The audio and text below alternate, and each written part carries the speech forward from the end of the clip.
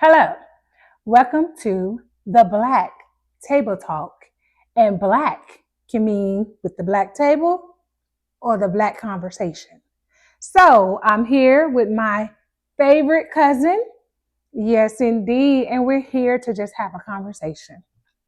So we talk about various things, throughout our lives and our childhood, how we grew up. And she's one of those cousins, my ride or die. The topic today is, would you rather? So while I know that mental health and addiction intertwine, my question I pose is, if you just have to grow up traumatic, would you rather grow up with a mom with mental issues or a mom with addiction?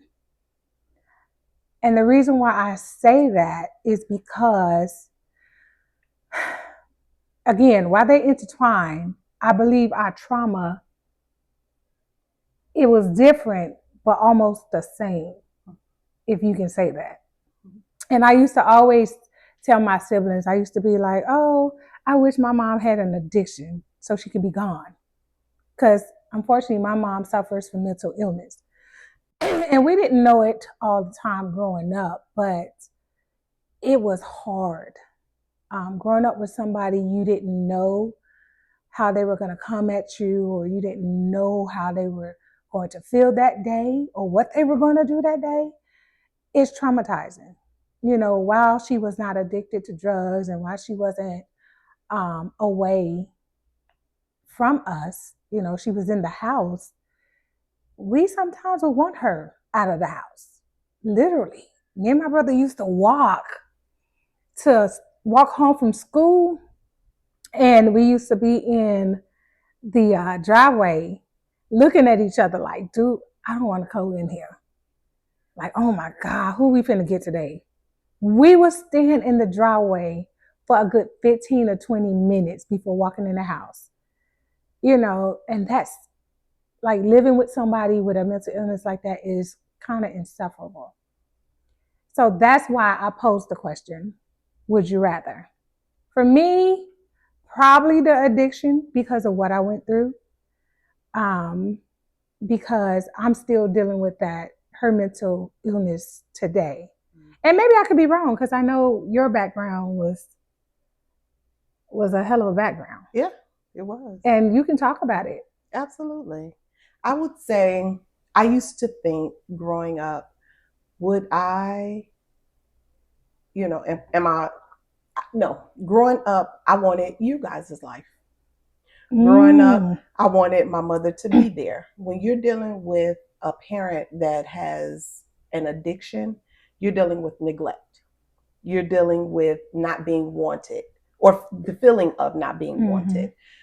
You're dealing with someone who leaves you, and they're chasing their addiction, and you're an afterthought while they're in the middle of their addiction. Doesn't mean that they don't love you, because my mom did. My mom loved us, and when she was home, she was present when she was sober. Mm-hmm. So we felt the neglect. We felt abandonment. Yes, we had other family around. Grandma was around, granddaddy was around, we had aunts around, and then we had our cousins, but we still lacked that parental guidance. We still lacked our mother being present where everyone else had their mother. So I used to think, would I rather have a mother hit on me, sit at home and hit on me, or would I rather her be missing and absent? And at the time when being younger, we didn't see everything that you all went through. Mm. So we didn't see it like close up. You didn't, because she hit it well. Absolutely. She hit it well. We didn't see it close up. So we wanted your life. Well, I did, I'll say. And oh yes, because my mother was deemed a favorite aunt for a very long time. She was like, oh, that was my favorite aunt, because everybody was able to come to our house. Yep. And they were able to eat. But when you left, you didn't see that side. You didn't see what we was going through when you were gone. Mm-hmm. You know, I think when y'all got older, y'all started to see on Yes. Sundays, Yes. and y'all be like, when my mom Yes. used to go to the bathroom, she was almost like Clark Kent. When she'd go to the bathroom, and you know when she come out, she finna be super something. Yep. She finna be super mess, and everybody was like, "Oh, time to go." Time to go. That literally was it. Like, "Oh, time to go," and we were like, "Oh." Yeah. Cause like, so my brother used to be like, "Do you go into the bathroom and just put on your dark suit or something and come out another person?" It was so it was difficult. Yeah. Because while I used to be like, you know what? At least my mom is in the house and everything like that. You know, my mom is there. You know, we didn't go into the system. Mm-hmm. We didn't go into the system or nothing like that. But it wasn't less traumatizing. Right. Because you have those memories of when, you know, when she was nice, but that only lasted but so long. Yes. Because when she was mean and when she was spiteful and hateful, it came out like a knife, almost like a gun, right? Not like a knife, but like a gun. And what I want us to really just elaborate on the traumatizing side of both, right? And the reason why I say that, because a lot of people is like, well, people with addiction have mental issues. So while I know they intertwine, my mom didn't have an addiction. Right. Like she wasn't addicted to anything when we were younger. Right. She was bipolar, and she wasn't diagnosed at the time, but she was all that she was diagnosed later as. That's what she was suffering with, schizoaffecto and bipolar. And while we didn't know that growing up, we used to just say, man, this lady crazy. That's like when you're young and you like don't understand what's going on with your parent or your mom. We was like, this lady. But my question for you is, growing up, could her mental illness have evolved into bipolar disorder and schizophrenia and the other things that comes behind it? Like, was at the beginning, do you think that she was always suffering with bipolar disorder? I think she was always suffering with it. Okay. But you know how we grew up, it was more of let's pray about it instead of getting her help. Okay. Because talking to aunties and stuff like that, if y'all haven't guessed it, yes, our mothers are siblings. Yeah. You know, we come from a very big family, a very special kind of family. We love them, don't get me wrong, but we come from a big family, and it's definitely not without its issues. Yes. And I want to just say, like, with me and Tiff, with a lot of our cousins, it was blood that connected us. But it was the trauma in our life with our parents that bonded us. And with me and her, it was just the love and the mutual respect and the understanding in our talking. We talk a lot, that kept us even closer. And I just wanted to shine the light on that. Like, your trauma just looks different. My trauma looks different than hers. But we both suffered in a way that is unimaginable. Because like she said, she was just outside looking in like, I thought y'all were living a life. Yeah. Yes. No, ma'am, we were not. We were not living a life at all, right? But I want you to elaborate on your experience as far as living with your mom and her addiction. Or not even just living with her, because I know your situation, but... So honestly, as young, being a young girl, just a little background, my brother and I was taken from my mom when I was 10 years old. Technically, we were in the DCFS system when, if I'm not mistaken, when I was about 5. It could have been earlier than that, but we still lived at home with my grandmother, and my mother lived in the home. So we knew people were coming to visit, and we knew that we had, like, when we had the white people visiting, because that's all we knew. This was in the 80s. when they were coming, we knew we had to, act a certain way, and we were told, don't let them know that your mom lived here. So, and they would come maybe once every so often. And but living before I turned 10 years old, or before we were, before our custody was transferred over to my aunt or our aunt, um, the living with my mom and her addiction, I didn't know how to put it into words. The feeling that I felt was neglect from my mother. Although grandma was there, although, aunties was there, everyone came to the home and our cousins was there. So we didn't miss out on anything because grandma did her best. She made sure that we had everything we needed. But there was still that feeling of neglect. And one of the fondest memories, not even fondest, I take that back. One of the hardest memories I had, of my mom being in her addiction was being little and my mom was leaving. Now, when my mother would leave, she was a musician. She was on, she dealt with her drug addiction. And when she would leave, I knew she was gone for 3 to 4 days. And I remember one night my mother was getting ready to go to her gig and with her band. And I remember standing in the middle of the floor, the dining room floor, crying, begging my mother not to leave because I knew she was going to go. I don't know why this day was more important for her to stay, but it was that day that it really changed a lot in me. I felt abandoned. I felt like she didn't care. I knew my mother loved me and I loved her, but I felt abandoned because she left anyway. And of course didn't come back for 2 to 3 days. And then I remember times where people would bring her home and she would be so laid out.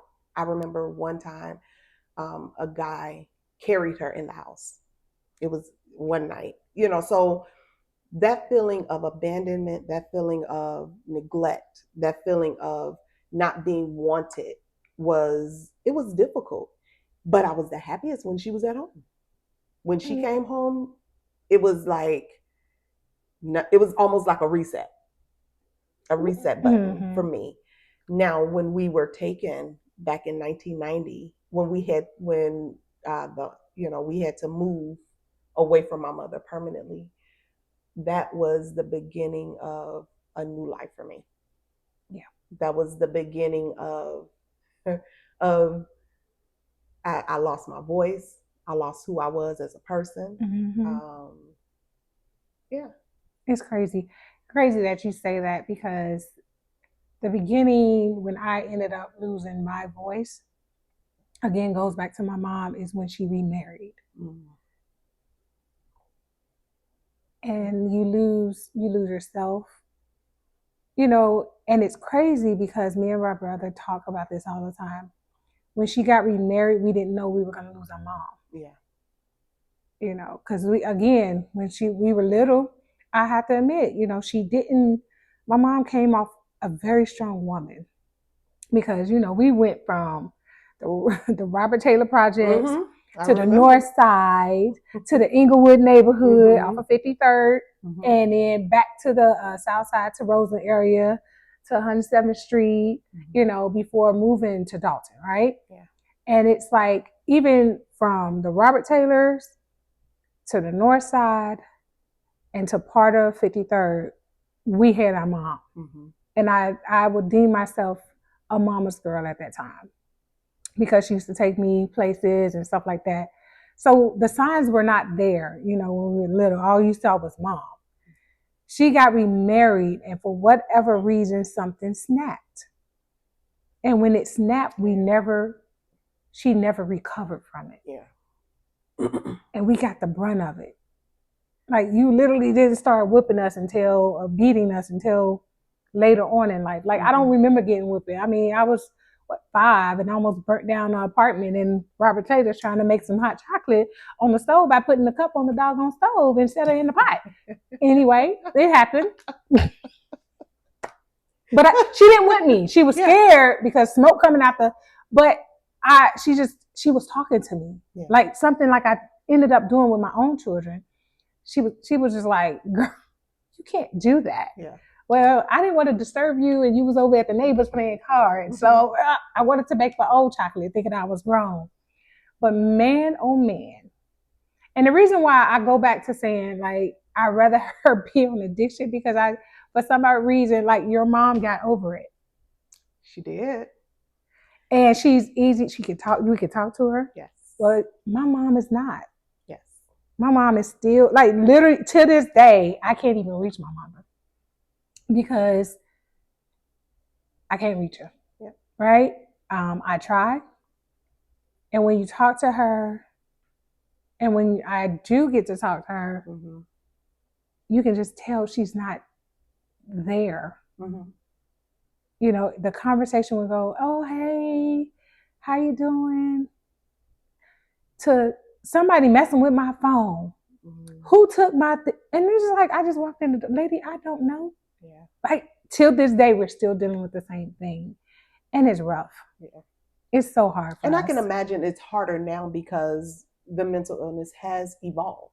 It did. It has gotten worse. And we tried getting her help. Yeah. And we tried getting her help. You can't, they was like, oh, you can't force it on her because she's not a threat to nobody else. She's not a threat to herself. So they couldn't help her. Yeah. And it makes me angry because, you know, you're like, I want my mom back. But at the same time, which mom? Yeah. Which mom do you want back? I will tell you, being a product of a parent or, you know, having an addiction, it changes from being a child to being an adult. So, although I'm so grateful and thankful that my mom is clean now, you know, and I can reach her, I can call her anytime. I remember being an adult. The first time I had to deal with my mom and her addiction as an adult, I was 25 years old. It was in December of 2005 when my sister was sent to me from Atlanta because my mom she was heavy into her addiction during that time. And my sister was left and she didn't want to be with her dad. And so they sent her to me. And that was the beginning of my parenting at 25. And I did not know at the time that when I was picking my sister up from from the bus station, the Greyhound bus station, my mother was there. My mother came, and that was the beginning of dealing with my mom and her addiction as an adult. I feel like I can honestly say that was the worst stage for me. It was worse because now I see, as an adult, I see it clearly. I see her in the addiction. And it is a sickness. Don't get me wrong. Like, it is a sickness. And I've tried so hard to try to understand, like, how did she get here? I tried so hard to, you know, be sympathetic to her sickness, but it was hurting me internally. Like, I was literally dying on the inside. I was stressed every single day. Not only am I taking care of a 13-year-old, I don't even know how to take care of myself because at 25, I haven't still found myself. I was still trying to navigate the world being an adult and coming out of or dealing with, you know, a relationship that was maybe or no, you know, maybe I'm in a relationship, maybe I'm not. Me trying to be wanted, feel seen. I still had not dealt with my traumas as a kid. Correct. And you had to tackle, and I'm glad you said that. Because dealing with your trauma, neither one of us have dealt with our traumas as kids because we ran into adulthood, not just adulthood, but parenthood. I was even though I was a young mom, you know, I had my daughter when I was 18, I still parent my sisters. And kind of parent my brother. He's a year older than me, but he still depended on me. Absolutely. Because again, we didn't lose my mom, but she wasn't there motherly. Yeah. So they needed that. And so I stepped in. Yeah.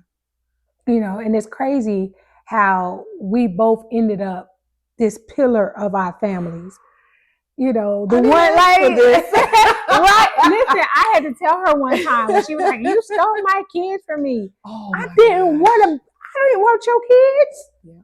I didn't want to raise them. Yeah.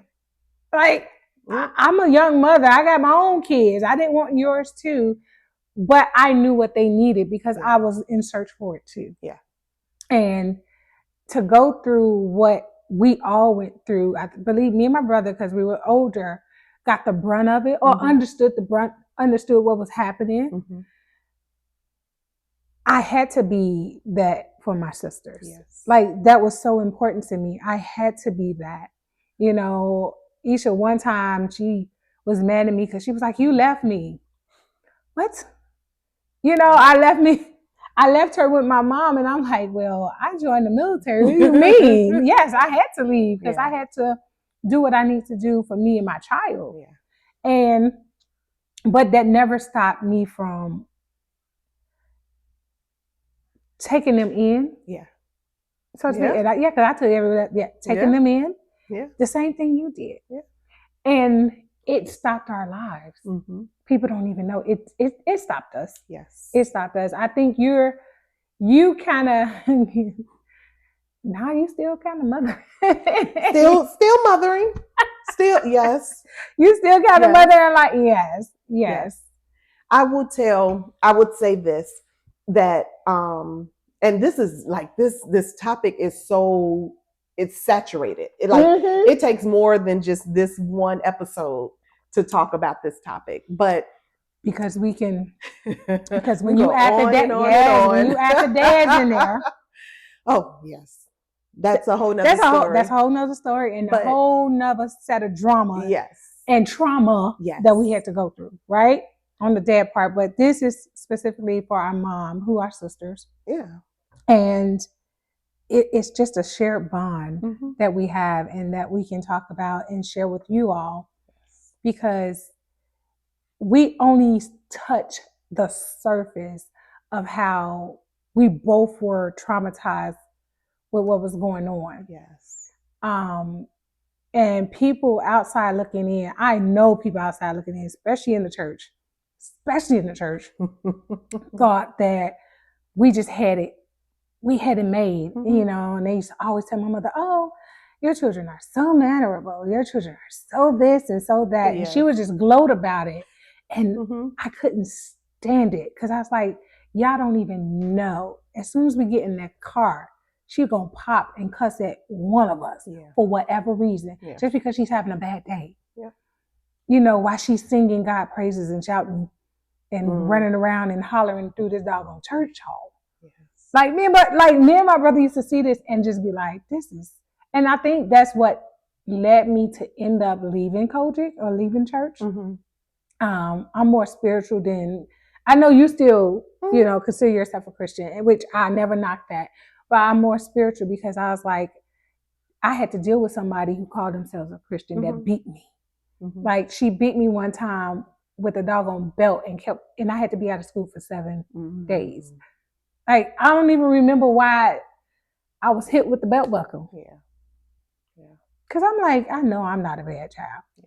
Yeah. Did I, anyway, like I said, this topic is full of things that we can talk about. I will say this, what keeps me close to God is the traumas. And I say that strongly because it was literally God who saved my life, dealing with the neglect and the feeling of depression, because I was depressed from 10 years old up until when I finally got the help. I was about maybe 34. So as a 10-year-old kid going into 5th grade, up until I was about 34 years old, I was dealing with deep depression, and it grew. It, with each year. And I would say before I turned 18, I remember, and I had suicidal thoughts, even as young as 10 and 11. because I didn't want to be here. I wanted, and honestly, even though my mom was in the height of her addiction, I wanted to be with her. Yes, I I can needed understand that. her. I needed her to show up. I needed her to be there. And so I will tell you, at a young age, my first experience with God, just at a young age, was I had to be about maybe 13 or 14. And I remember just crying, just everything that could go wrong, it felt like it was wrong. And I was listening to John P. album. You know, my favorite Yes. gospel singer, yes. It wasn't it was his We Walk by Faith album. It was. Mm-hmm. And I listened to the whole album and I cried the whole album. And in that album, get emotional. You can get emotional. It's okay. You can get emotional. In that album, God was talking to me as a 13 or 14-year-old and just telling me to keep going. Keep going. Don't stop. And I wanted to just let it go. And I remember, like, God, I just want my mom back. I want, even if she's in the height of her addiction, I just want my mom back. And he was just like, I got you. In that, and that was my first experience with him. And I held on to that. And I played that album over and over again because I'm like, this is the closest I'm feeling to God. Next to grandma being there. And I love her because she was there. I needed her. Yeah. But I also, thank you. I also knew that God had me. And so that was the one experience that I had with God that let me know that no matter what it is that I'm going through, no matter what I'm experiencing, he got me. And he literally I could hear his voice as if we're talking. And I remember in the bed just crying. I did that a lot. Just crying. And I just remember hearing God's voice so clear, like, I got you. Don't stop. You got to keep going. And so, you know, as in my Christian walk, in me believing in Christ, my spirit has been fed. And when you say that it's a spiritual journey and, you know, you're more spiritual, I get that because my relationship doesn't start and end with the church. My relationship is solely between me and God. Right. So. Oh, yes. and it is because, I mean, I understand that. Yeah. And because I still listen to my favorite gospel people. I do. I love me some Dorinda Clark. Oh, yes. Cole. Yes. I do. The favorite. What? I'm Still Here is my, yes. That's my favorite album. Yes. With the red cover. Yes. Yes. So, like, every time I will listen to the whole album. I can't just listen to one song. I gotta listen to the whole thing. But so I understand that. Again, this conversation could go on and on because there is, you know, we jump, but there's a time between, you know, where the trauma happened that we didn't even touch on. Yes. And I mean, things happen that shaped us to be who we are. Yes. You know, a lot of people say, you know, this stuff makes you stronger. Yeah, but it's like, did I really have to go through it? Yeah. You know, yes, I am who I am because I went through it, but oh my God, why did I have to go through this? Because it's still hard. Yes. You know, it's very hard. It's still on my mind. And then to have, I have a mom that she'll talk about it, but then she won't because she doesn't want to feel like she did anything. Right? I tried numerous times and I will always give her the good parts first and tell her that I really believe you had a good heart. I know, because I wouldn't be who I am if that wasn't in you, because I am part of you.